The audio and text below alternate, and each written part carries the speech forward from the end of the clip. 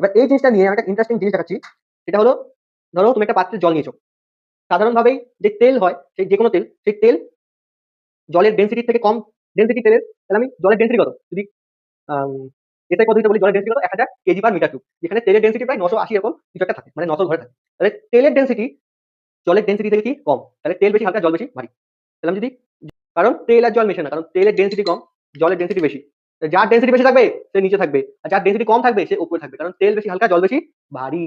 যদি আমি এটাকে মেশাতে চাই, যদি এটাকে আমি মেশাতে চাই, যখন মেশাচ্ছি কিন্তু তাও মিশছে না, যদি এরকম ঘুরাই তখন মিশছে, কিন্তু যখন ছেড়ে দেবো তখন ঠিক আবার একই জায়গায় চলে আসবে।